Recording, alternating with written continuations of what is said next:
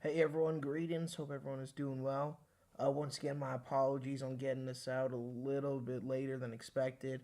I had this stuff all ready to go about Tuesday.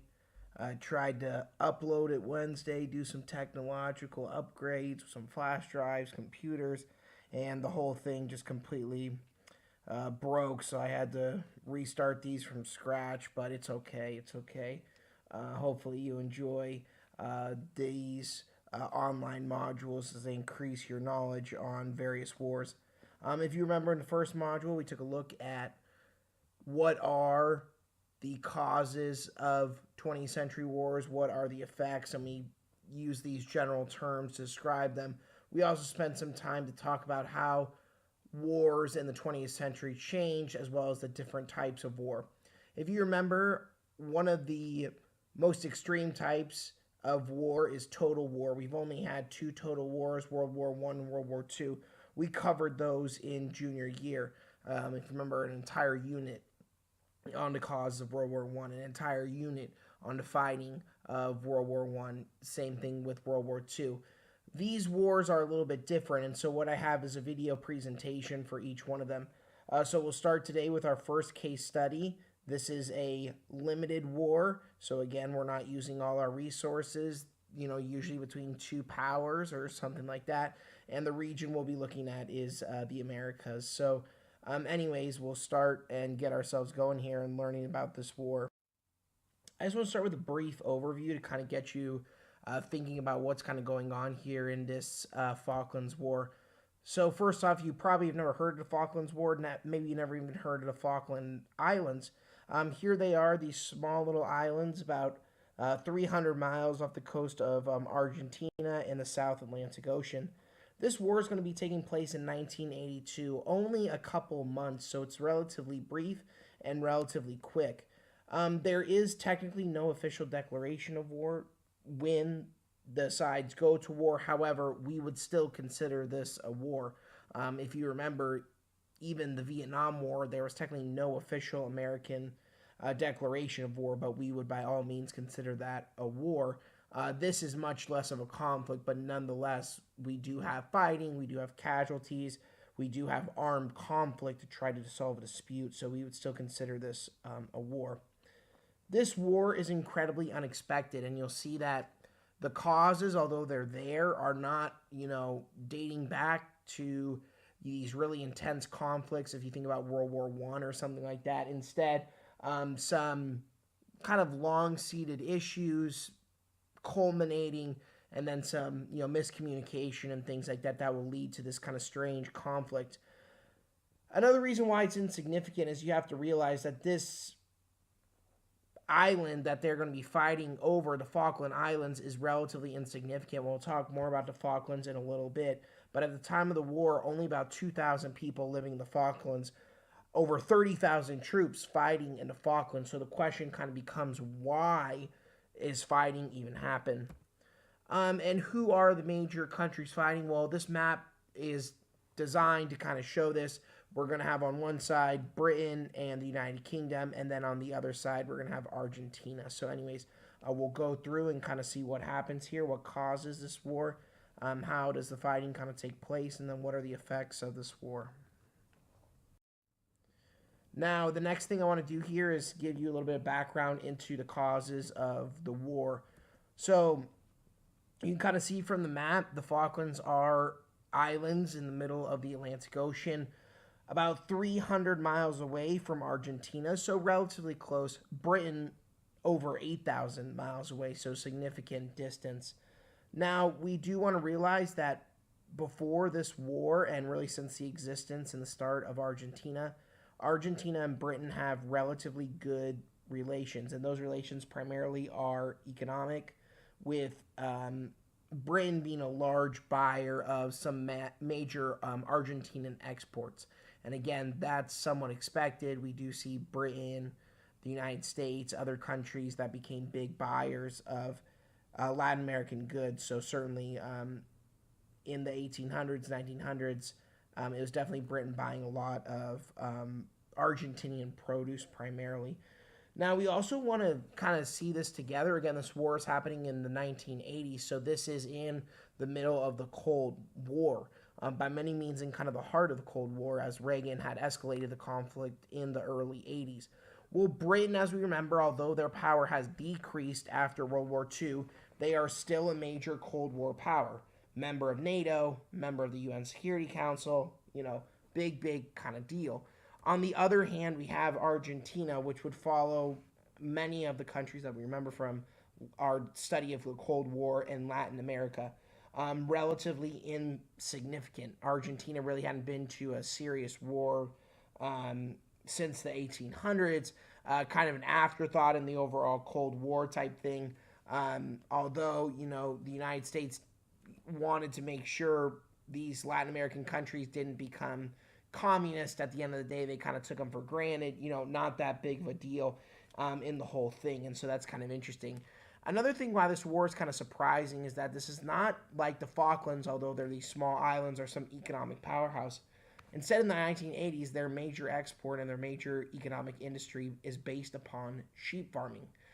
So again, it's not an incredibly profitable industry, so it's not like there's some big economic gain to having control of the islands. And so that's something that we'll kind of look at. Why does this war happen?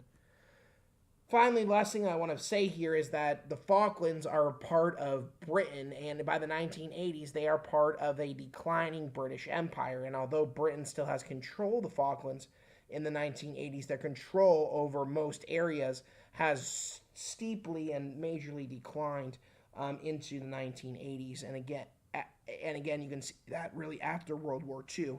Again, if we look at this graph and we look at this kind of together, we can see that after World War II, the British Empire has severely fallen in strength and numbers, etc. However, still holding on to the Falklands, so that idea of a declining British Empire will certainly play a part in this as well. Now, when we talk about the Falklands War, there's really only kind of one major long-term cause, and that is the legacy of colonialism. So let me kind of bring this into perspective for you. Argentina, like many other Latin American countries, will get their independence in the early 1800s, specifically for Argentina, 1816 from Spain. And if you kind of remember, when these Latin American countries become independent, their transition to independence is not going to be very easy. And so they will rely heavily on European countries primarily to economically invest, and Argentina is going to be no exception to that, with the British economically investing heavily in Argentina. That being said, relations were pretty good because Argentina was largely supported because of this economic investment. However, for a long period of time, there was tension over these islands, as you see here in the map, known as the Falkland Islands. And so the question kind of became who had control of them. And originally, when they were independent, basically right after they became independent, Argentina said, hey, we're in control here, they're closest to us, etc. And Britain is going to say no. And Britain is going to control them, and then there'll be British people that will actually move to the Falklands. And officially by the 1880s, 1890s, the Falklands will be established as a formal British colony. But either way, even from the early 1800s, it was clear it was the British that were, kind of had their strong presence, strong control over in the Falklands. Now, Argentina, not thrilled about this, but kind of accepted it. The difference, though, is going to come after World War II. And if you remember, and we'll kind of get into this, when World War II ends, so does largely the British Empire, and many of these former colonies that were so critical and so important to them are going to start to, become independent, and Britain will largely let them become independent as they want to focus on their own dealings. However, the Falklands is going to be an area that will not become independent and still be under British control. Well, what's going to happen here is because of all the places that are becoming independent and because of the major decolonization, the United Nations establishes a committee on decolonization, and they hear various cases. Well, this one they hear in the 60s, and they kind of are going back and forth what exactly to do. And so what you have is obviously Britain and Argentina, the main ones negotiating about what to do with these Falkland Islands. On the one hand, you have Britain who says, yeah, we are decolonizing, but the reality is we've done a good job here. Things are good. The economy, seems fine. We are protecting this place who basically would be unprotected without our support, etc. And Argentina is going to say, oh, how dare you? This was part of us during the colonial period, and we should, be the ones in charge. And so these negotiations will be going on into the 60s, into the 70s, and then into the early 80s. Now, there's a couple of things that you want to realize. Again, these are kind of these random islands in the South Atlantic Ocean, which means that for the British, who have many other possessions, as well as are trying to kind of secure their place in Europe, this is not going to hold that much value. However, for Argentina, these islands do hold a lot of value, and so trying to attain them is kind of a matter of big importance for them, and they really think that would be really great towards increasing their power. The other fact that you have to realize is that the actual Falkland citizens themselves, although not very many, again, only a couple thousand, overwhelmingly wanted to remain British. They definitely did not want to be a part of Argentina, especially with some of the things going on in Argentina, and we'll talk about that going forward. But during the Cold War, Argentina was not a good place. A lot of corruption, a lot of kind of bad stuff going on there, and so the Falklanders they were very happy to be British. They wanted to remain British and things like that. So we have to take that into value as well. All right, this is much more of a short term cause, has to do with some issues going on in both Argentina and Britain. And so something like the Falklands War will hope to serve as somewhat of a distraction from these issues.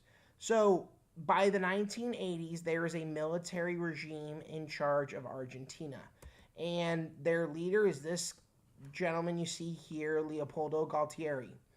Now, Galtieri is a military dictator, so basically, what is the first thing he's going to do? Completely cut the public sector of Argentina and move to the private sector. Well, that's not going to be good, as there's going to be a lot of economic issues that come into play.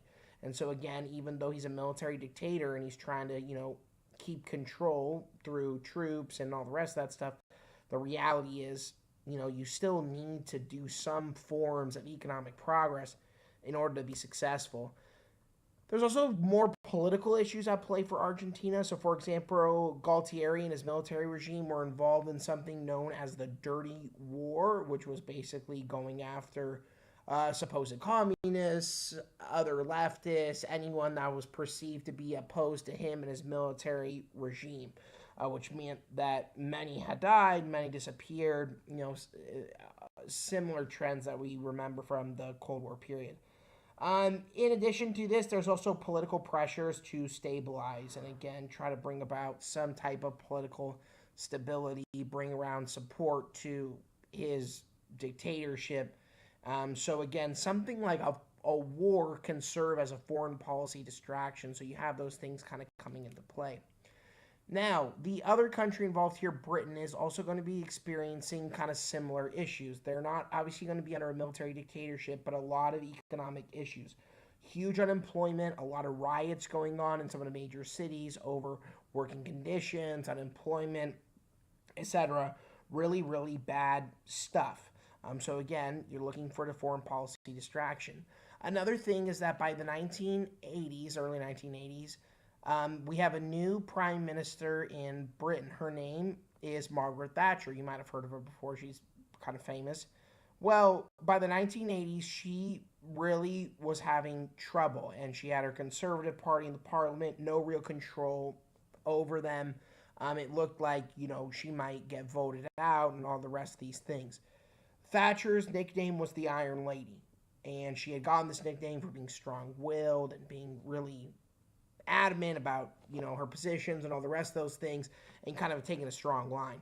Well, about 2-3 years into her role as prime minister, she had not at all fulfilled these expectations, and she was kind of seen as someone who was kind of being pushed around and things like that. So, really, also, again, this overarching idea of looking for the political distraction. Now, before Thatcher had taken place, again, we want to remember that Britain overall is kind of decreasing their empire and things like that. And so the British had considered kind of giving away the Falklands to Argentina and kind of focusing on other things, etc. However, again, going back to the similar point, the Falklanders themselves did not want to be a part of Argentina. This, by the way, is some graphics from the Dirty War, and again, we see what we expect to be people that have been killed. Again, disappeared, but most likely killed because of the corruption within this military regime and military dictatorship.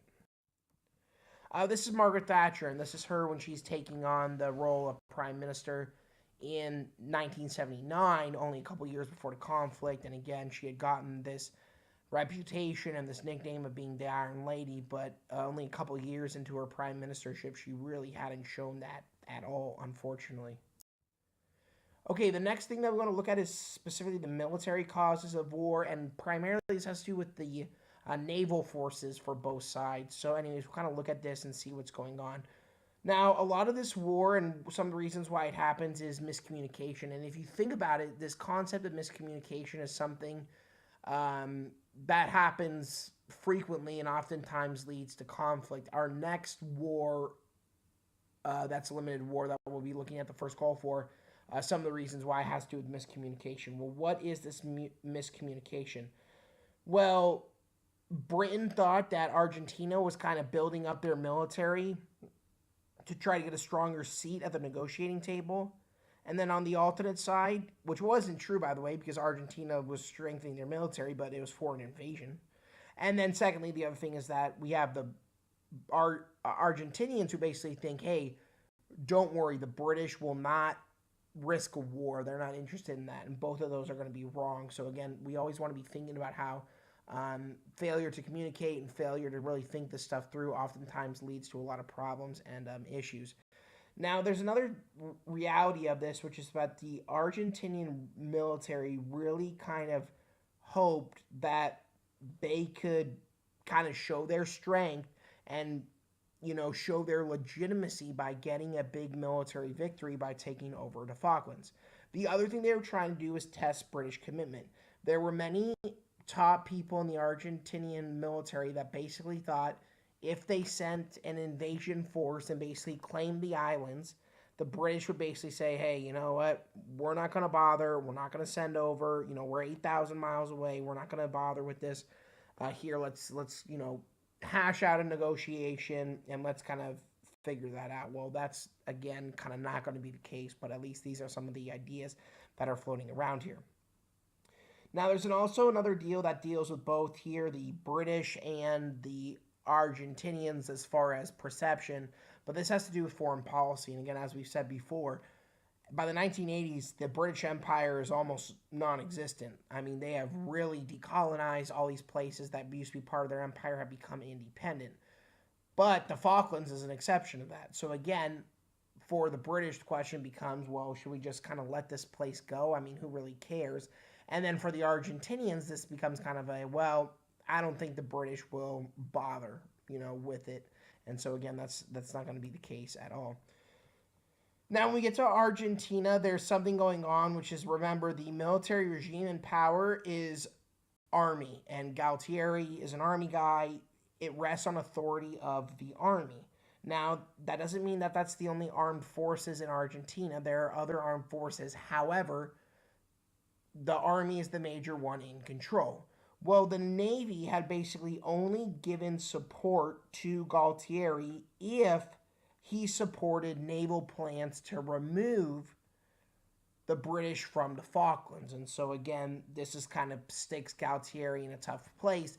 He's just taken over. His regime does not have much legitimacy at this point, and so basically he has to just kind of support these plans.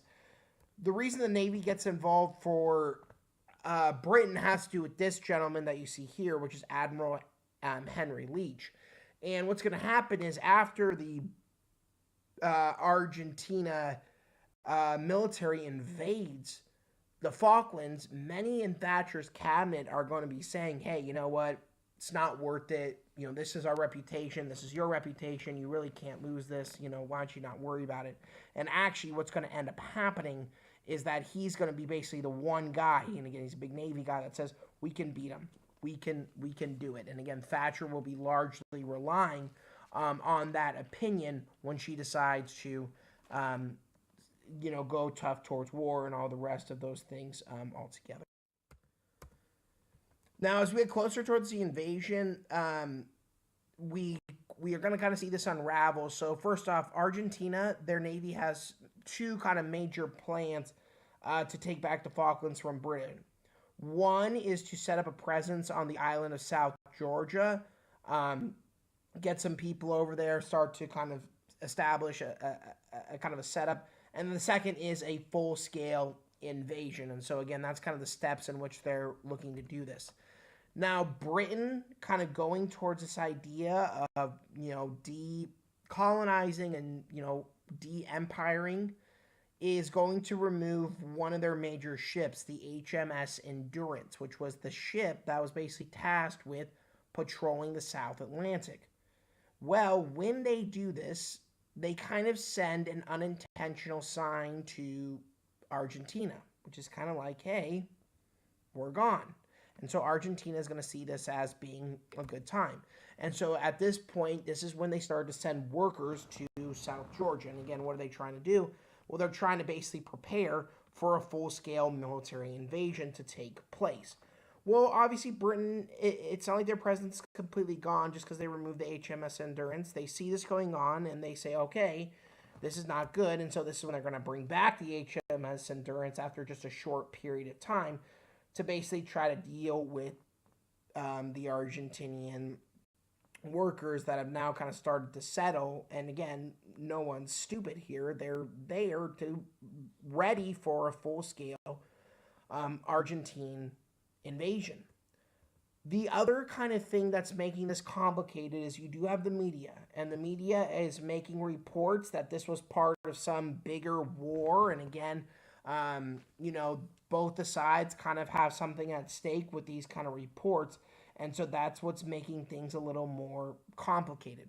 Argentina, they are going to take advantage of these media reports. They're going to say, hey, we got to go now. That's what's going to happen. And so this Argentinian invasion force is going to establish themselves and officially move onto the island and set themselves up to take it over. And so now what we have here are several hundred troops, tanks, destroyers, aircraft carriers, the whole deal. And so again, their goal here is to actually establish themselves on the island and now the islands, and then take it over by force. And so this is taking place in April of 1982. And so now once this has gone, this is the official marking point where we see that we are headed towards a war altogether. Now, let's kind of take a look at the moves after this invasion in April of 1982.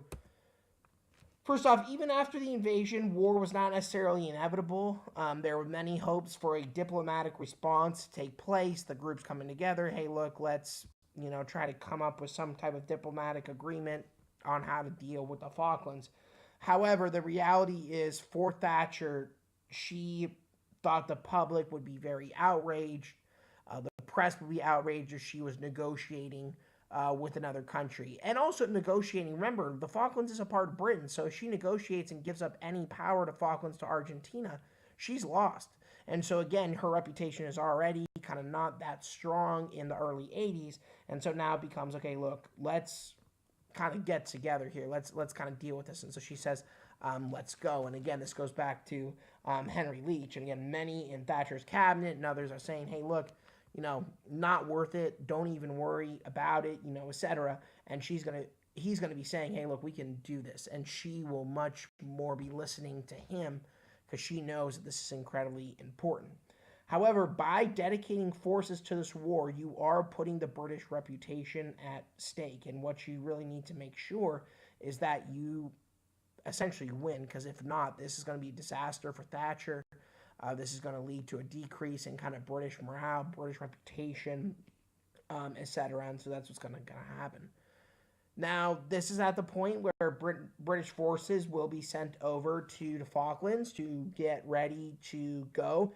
They will assemble pretty quickly. Again, it's a limited force that's sent over there. It's not the whole military by any means, but nonetheless, they're ready to go. They're ready to move about 8,000 miles to get over there and push the Argentinians out and focus on reestablishing and regaining their presence in the Falklands. The other advantage for Britain is going to be the international response that they will get. What they're going to be able to do is they are very able to get an international response in their favor. And they're going to say, hey, look, we're just defending what's ours. Argentina, they're the ones that were the aggressors. And they're absolutely right, and that makes sense, etc. And so what we start to see here is that the UN, at least originally, will support Britain. We'll see trade embargoes being put into place and other responses that are favorable to the British. Now, both sides are hoping as they move into the war that they will get U.S. support. And again, this is the Cold War. This is the 80s. These are both Western powers. And so the question becomes, who will the United States give their support to? Well, the obvious answer is going to be Britain. However, I'll take a minute or two to kind of describe why. Britain, first off, is a much stronger ally to the United States during the Cold War. Again, during the Cold War time, Britain is one of the United States' closest, if not the United States' closest ally. And so it only seems kind of inevitable that the United States would support Britain in any kind of conflict, including this one. The reality is Argentina, specifically Galtieri, thinks, hey, we're going to get the United States to support. People saying, why? Well, I'm an anti-communist. I'm an anti-communist in Latin America. They're going to support me, all the rest of that kind of stuff. And so what happens here is that with that going on, the reality is that's not necessarily true. And although that's kind of important, overall, it's not really enough to put this into perspective. And so instead, the United States will give Britain their support, and we'll talk about that a little bit later. But the reality is that is definitely a miscalculation for Argentina, thinking that some reason they would get the United States' support over Britain, which at this point in the Cold War would just not happen.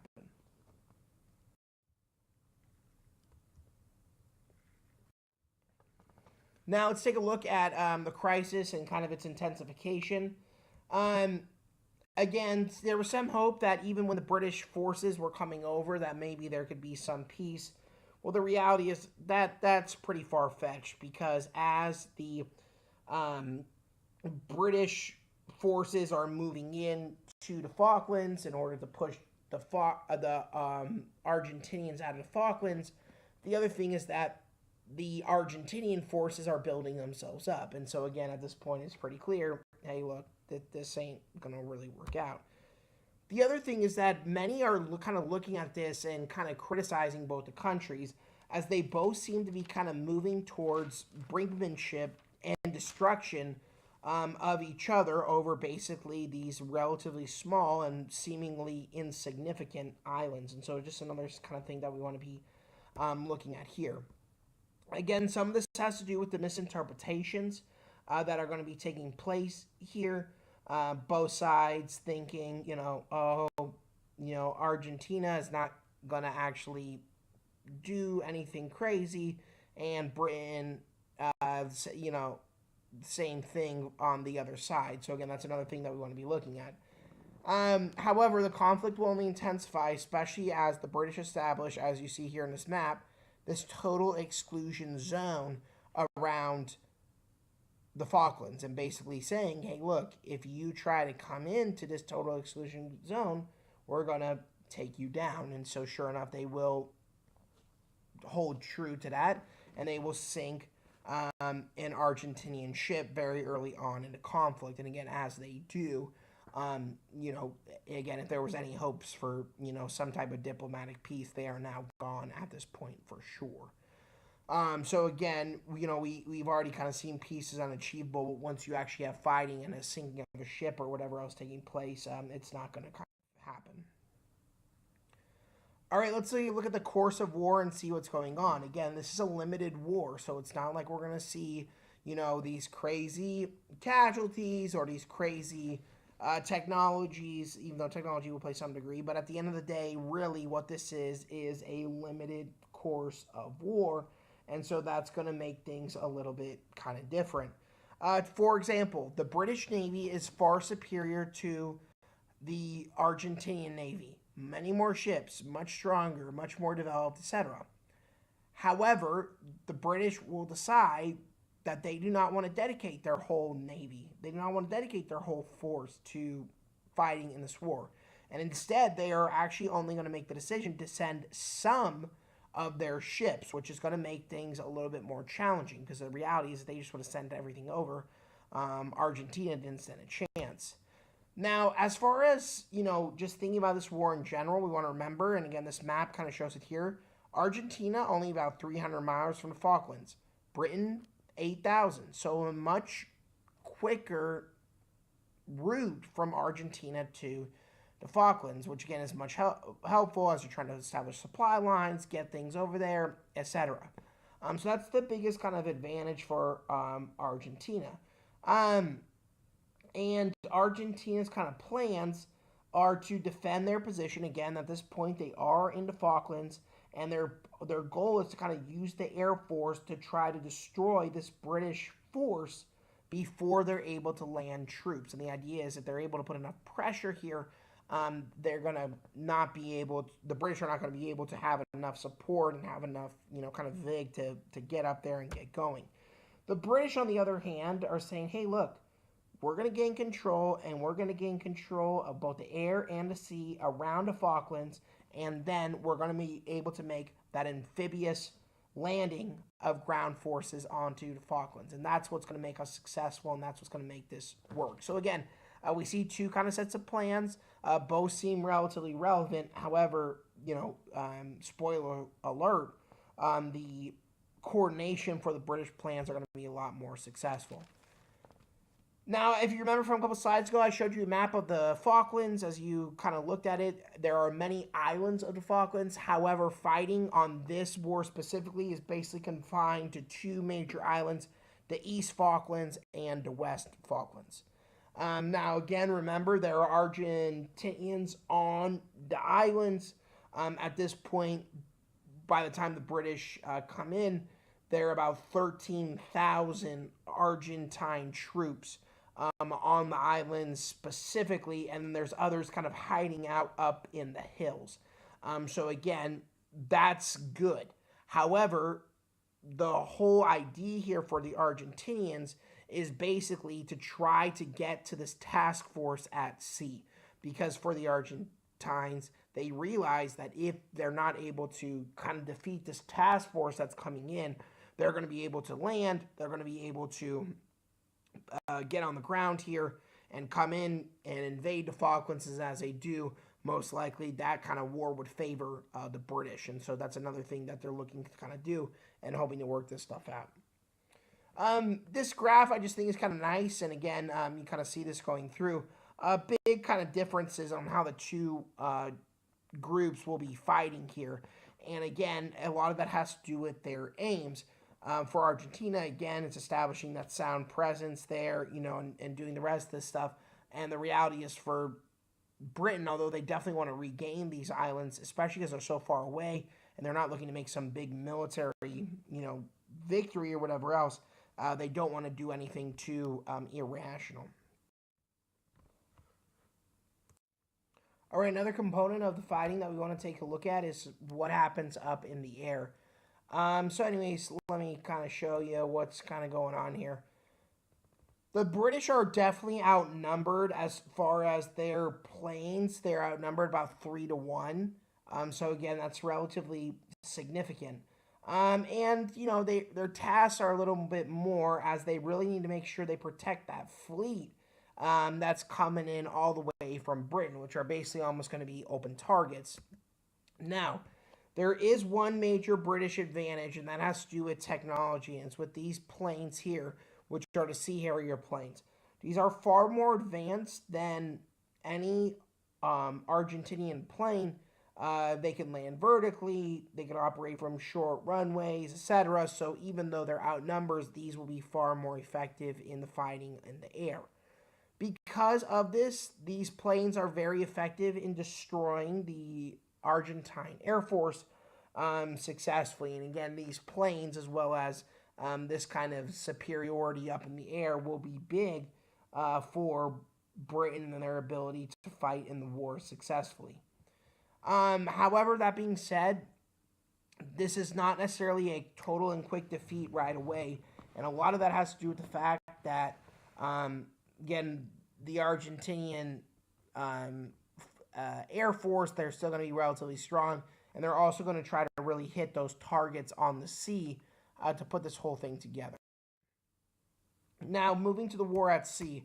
Argentina will be quick to want to move the war to sea as they are kind of losing the war in the air. Again, the biggest problem for the war at sea for the British has to do with how far away they are. And again, they are, 8,000 miles away. They have a base about 3,000 miles away, but still, not very close at all.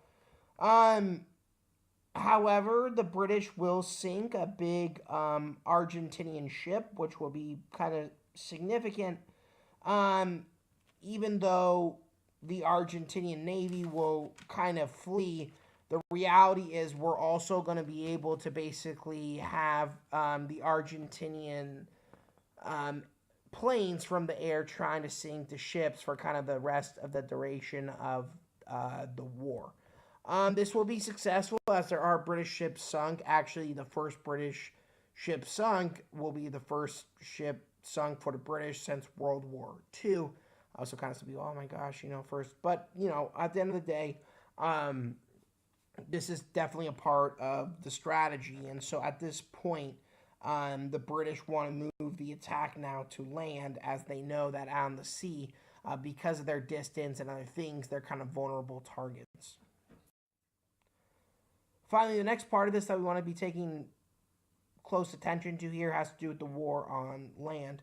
And so anyways, here's what happens. The British want to go to land. They say, okay, now is the time. We're ready to go. Let's make our move in here and let's push the Argentinians out of here. So the major goal becomes recapturing Stanley, which you can see Stanley over here. Stanley is the capital of the Falklands. Again, capturing Stanley would be very critical and very important. Again, anytime really in a war you're able to capture the capital, that's really, really a good thing. So what we see here is the British do successfully land. And again, you can kind of see it on a map here. On the Falklands through an amphibious landing, sea and land. And they're able to come in here and make kind of a dominant presence. And as they do also, they're able to, be supported through the air and all the rest of those kind of stuffs. Now, there's two major groups, as you can kind of see through this image. The first group is going to go down into Goose Green, down here. And they're able to surround the Argentinian troops in Goose Green relatively easily and get them to surrender. However, the bigger place they need to go to is Stanley. And so you see this other group's going to come in. They're going to come into Stanley. And then once the troops at Goose Green are done, they are also going to come into Stanley. And they're going to fight out at the Battle of Stanley. Well, the British attack the Argentinian forces at Stanley at night. They are able to surround Stanley. And once they do and surround it successfully, Argentinians will surrender and we will see the end of the war. And at this point, although the war had only been going on for a short period of time, the reality is the discipline, the will to fight, all the rest of those things had really been lost for Argentina. And so at this point, we have a British victory. Now, let's just talk briefly about the war on the home front, because the reality is in World War One and World War Two, we have really lengthy discussions about this.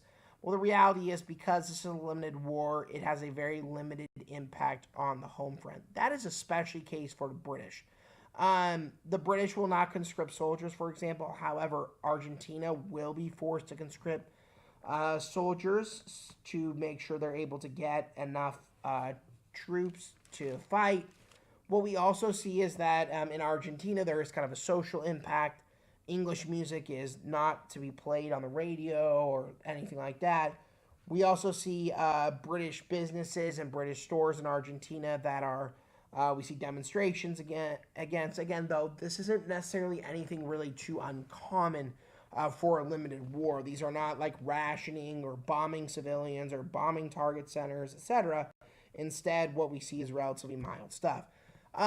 There will be some censorship of the media in Argentina. However, it will be relatively small. And so, again, another thing to kind of put our attention to and see this all together. Now, let's take a look at some of the roles of the outside powers. Again, this is very much a war between the UN and the US. However, there is some stuff going on here that we do want to be kind of focused on and paying attention to. For the UN, the ultimate goal for them is to limit war. And if you remember at the beginning parts of the conflict, the UN is trying to kind of negotiate peace between the two sides.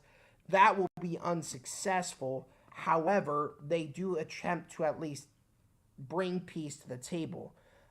Once peace is not necessarily avoided and once it's clear that there is going to be conflict, the big role for the UN does become in trying to prevent any type of escalation of the conflict.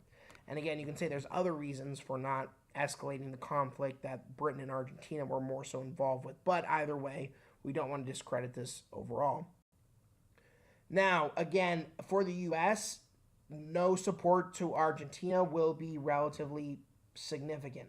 And again, that will help this kind of bring things together. The support that the U.S. does provide for the British will be relatively important. What type of support? Primarily logistical support and trying to get those British soldiers, British Navy, British forces over across the sea. They'll allow Britain to use some of their bases and other things like that along the way, as well as supply them with some fuel.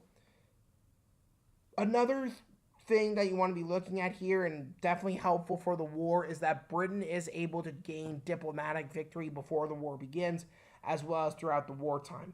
And again, a lot of that has to do with the United States, but also the UN and other places that do see Argentina as being the aggressor and do basically see Britain as just trying to get back what they lost. Now, definitely something we want to talk about a little bit explicitly here. What are the reasons for British victory? Why do they win? Well, a few reasons. First off, the British are much better trained and much better prepared for the conditions of the Falklands, which is going to help them be more successful. Again, as I kind of stated previously, the United States will prove to be a useful ally. They'll also be able to get some of their other allies to, blockade sales of weapons and other products to Argentina, and other things like that, which will be helpful for the war effort. Again, remember, Britain is part of the UN Security Council. That means they hold one of the highest positions in the United Nations. And as they do, they're able to use that to get support overall. Now, the British also have much less casualties. And again, some of that has to do with their goals of war. But basically, for every 14 Argentinian soldiers that die, only one British soldier does. So again, much more effective at basically not having to fight this ultimate war of death, destruction, etc. On the alternate side, we can also look at kind of weaknesses of the Argentinian military. First off, Argentinian military training relatively low, not very strong, etc. Not a lot of confidence for our Argentinian soldiers.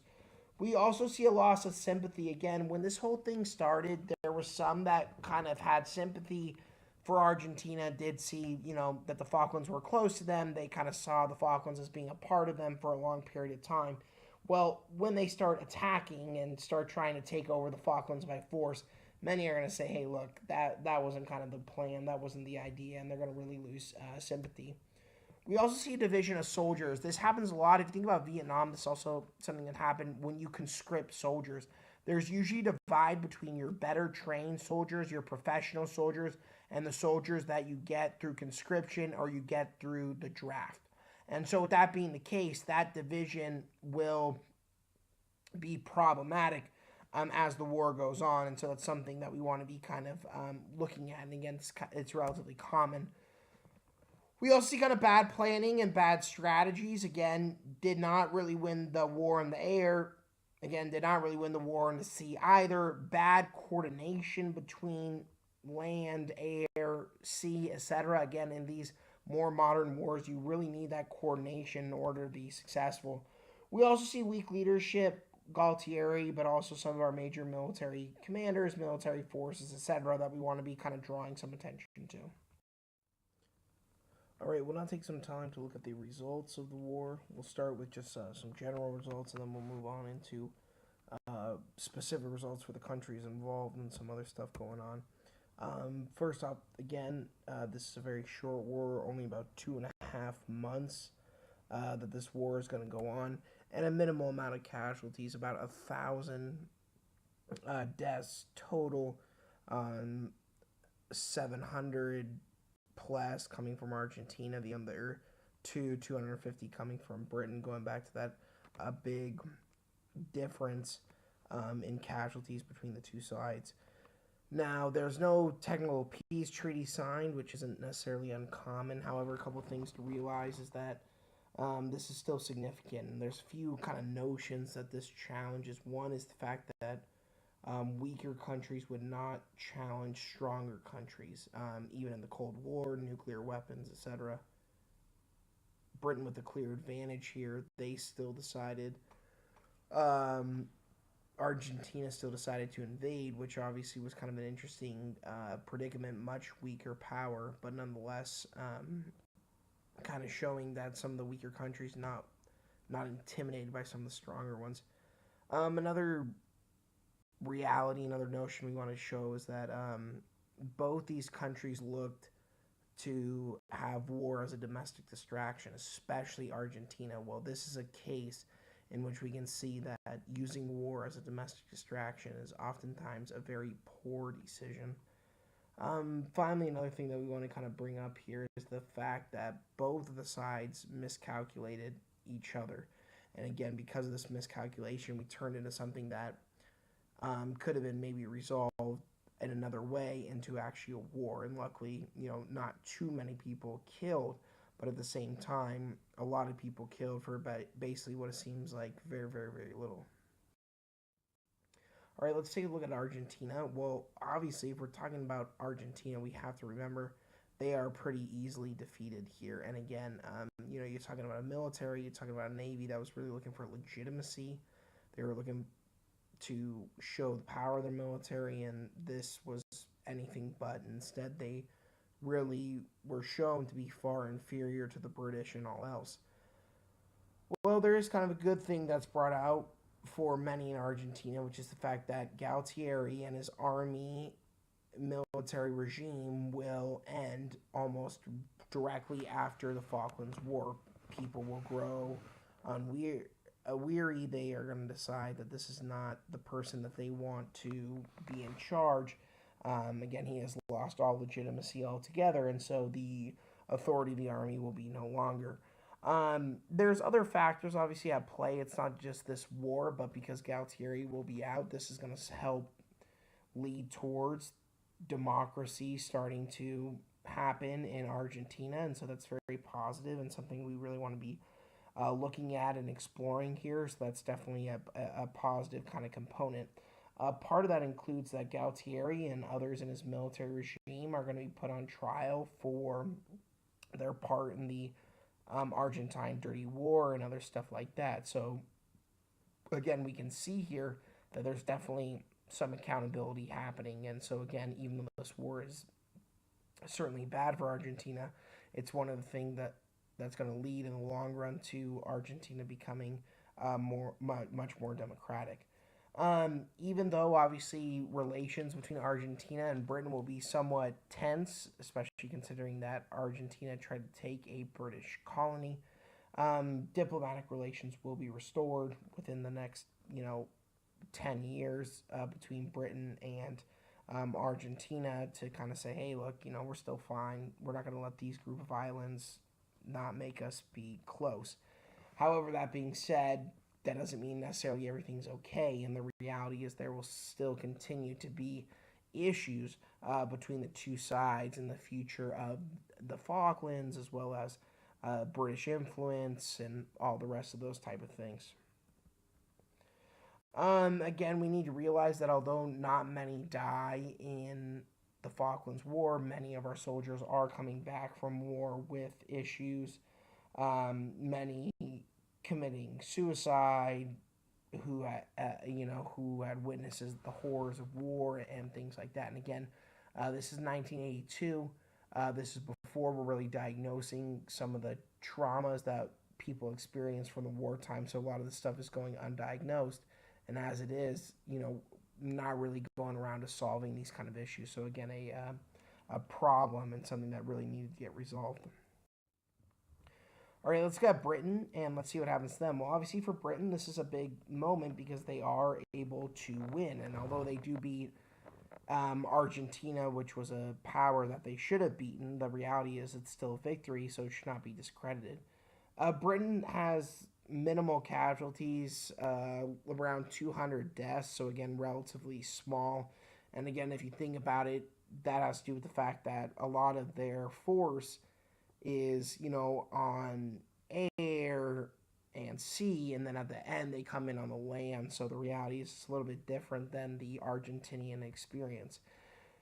Now, one of the biggest results for Britain is going to be the political impact for Margaret Thatcher. And again, as we said before the war starts, she really hadn't lived up to her expectations of being the Iron Lady. Well, after the war, she is definitely the Iron Lady, and she has stood up to an act of aggression, and she's told another country, hey, look, you just can't come in here, even if it's something as insignificant as the Falklands, you just can't do this. And so that's a very significant moment. Those problems that she had before with authority over the Conservative Party in Parliament, she's going to solidify. Her leadership will be very strong. The Conservative Party in Britain will be very strong. And so, again, big successes happening there. This victory also leads to some British nationalism. Again, it's been a while since British nationalism has been high. Again, going back to this is the 1980s, World War II. Although they win, it's not really a big win. It's or anything like that. And so again, this leads to some feelings of patriotism, some feelings of pride. Hey, look, this British military. Yeah, we've gotten smaller. We've focused more on domestic affairs, but we're still here to compete. We're still here to win, etc. What we also see is at the same time, the British economy starts to recover. And again, that doesn't necessarily have to do with the Falklands War, but at the same time, it's also adding legitimacy to Margaret Thatcher and her rule. It's also adding legitimacy to the Conservative parties. And again, it's giving more and more legitimacy and credibility to people of Britain as they feel happy for what they're doing and what's going on. Again, similar to Argentina, though, we can't discredit the fact that many soldiers are coming back with PTSD and other service-related illnesses and disabilities. And so, again, most of these are undiagnosed. And so, again, that's a true tragedy of this war. Another thing is that after this happens, the British realize they need to establish a more formal British military presence in the Falklands. It's not going to be huge, but at the same time, they are going to add a significant number of military to kind of make sure the Falklands is protected. And so Argentina knows they just can't come in and just invade and expect no response. And so there is a British military presence there. Finally, we'll finish up with some final results and some other things that we want to kind of look at here and talk about. First off, again, this is in the middle of the Cold War. This is the 1980s. And so for the Soviet Union, they had largely kind of threw Britain out as being not very strong militarily. Hey, don't worry about them, etc. Well, after this war, They realize that British military power is much stronger than they expected. Again, if you think about it, definitely a reason for British success has to do with the Sea Harriers. It has to do with their good strategy. It has to do with their good planning, etc. And so the Soviet Union realizes, hey, one of the United States' strongest allies is relatively military strong. So, in order to respond to that, what we're going to see is that the natural response of the Soviet Union will be to strengthen their own allies and strengthen the Warsaw Pact. And so they'll add some more funding there. They'll try to, increase their military spending over there to make sure they are protected through their allies. For the U.S., kind of interesting. This is 1982, so this is less than 10 years after the end of Vietnam. And since the end of Vietnam, the U.S. had really been slow on intervening really anywhere. And so after this, they're kind of starting to realize, hey, you know what? We can still militarily intervene when necessary, and it's going to be okay. It's not going to be the end of the earth. Again, after Vietnam, there was a lot of views inside the United States, hey, we can't intervene anywhere. It's going to be so bad, etc. But after this, kind of realize, hey, look, yeah, let's do case by case. Let's see, there's a good possibility that we could involve ourselves and it's going to be okay. In the Falklands itself, we'll also see some population increase. Again, most of this has to do with the fact that there are more military people in the Falklands. So again, the population will increase. We also see the diversification of the economy. If you remember when we started, the economy was basically based on sheep farming.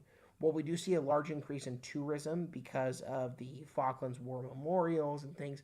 We also see some British negotiations and deals where fishing industries will increase as well. So again, the economy of the Falklands will become a little bit stronger, a little more diversified, not so much more, sheep farming and all the rest of those things. However, it's really important that we realize that there is still a dispute over this area.